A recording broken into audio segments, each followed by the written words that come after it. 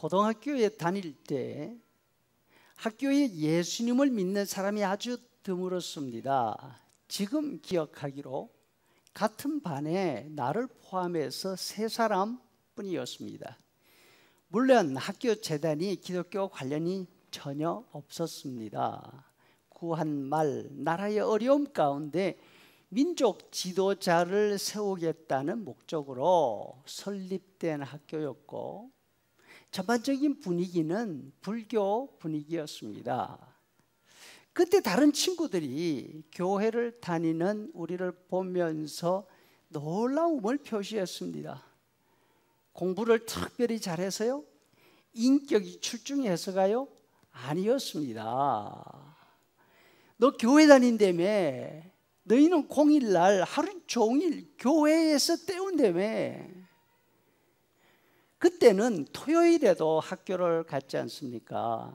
일주일에 하루밖에 없는 공일을 교회에서 다 허비하고 있다? 상상이 가지 않았던 것입니다. 학생 때 할 일이 얼마나 많습니까? 밀린 공부도 해야 되고, 잠도 자야 하고, 영화도 보아야 하고, 여자애들도 만나야 하는데, 그 아까운 하루밖에 없는 공일을 꼬리타분한 교회에서 보낸다고? 그런 멍청한 짓이 어디 있냐는 것입니다. 여러분, 예수님을 믿는 사람들이 하나님께 드리는 것 가운데 가장 중요한 것이 있다면 그것은 바로 주일이라는 시간을 하나님께 드리는 것입니다. 그 옛날만 그런 것이 아니라 요즘에는 더 재미있고 또 해야 할 일들이 더 많아졌지 않습니까? 주일을 교회에서 보낸다는 것은 바깥 사람들이 도무지 이해할 수 없는 일일 수 있습니다. 이렇게 본다면 교회에 오는 자체만으로도 큰 일을 한 거 맞습니다, 여러분. 그런데 하나 더 생각해야 되지 않겠습니까? 이렇게 바깥 사람들이 감탄할 정도의 소중한 시간을 교회에서 보낸다면 더 알차게, 더 보람 있게 보내야 되지 않을까요? 주일에 왜 교회를 오는가? 물론 개인적인 이유들이 얼마든지 있을 수 있습니다. 어떤 사람들은 남에게 보여줄 것이 있어서 온다고도 합니다. 어떤 사람들은 자랑하고 싶은 것이 있어서 옵니다. 어떤 사람들은 사람이 그리워서, 사람이 보고 싶어서 오기도 합니다. 하지만 우리는 알고 있지 않습니까? 주일에 교회에 오는 이유 가운데 이런 어떤 것보다 앞선 이유가 있습니다. 하나님을 만나러 오는 것이죠.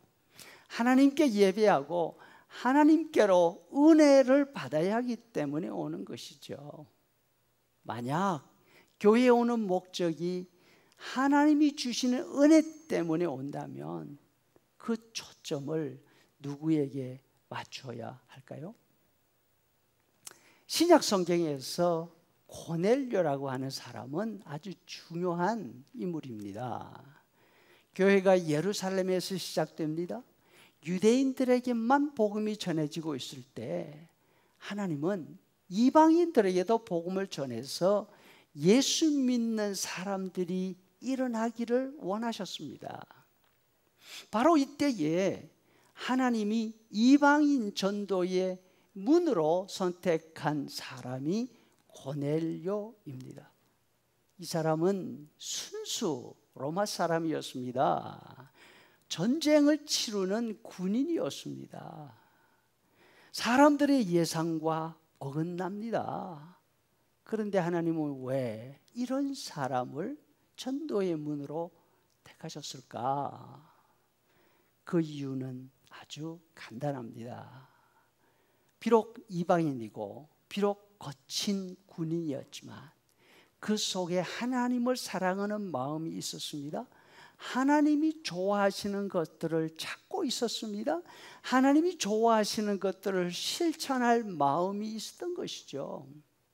고넬료의 생각은 언제나 그 무게중심이 하나님께 있었습니다. 하나님께서 베드로를 불러서 말씀을 듣도록 해라. 환상 중에 고넬료에게 말씀하십니다. 고넬료는 베드로를 부르러 욥바라는 곳으로 사람을 보냅니다. 그런데 그와 동시에 친척과 가까운 친구들을 불러 모읍니다. 베드로를 맞이할 준비를 합니다. 언제 올라는지 모르는 베드로를 위해서 무려 3일 동안 함께 모여서 기다리고 있는 것입니다. 하나님이 주신 둘도 없는 기회라는 사실을 알고 있기 때문이죠. 베드로를 통해서 주실 하나님의 말씀을 들을 마음을 갖추고 기다리고 있는 것입니다.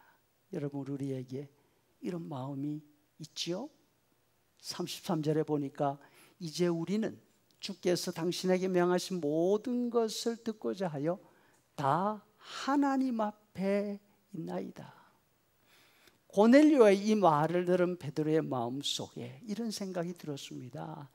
아, 이 사람은 하나님이 받은 사람이구나. 매주일 예배하러는 우리가 가질 마음 어떤 것이면 좋겠습니까?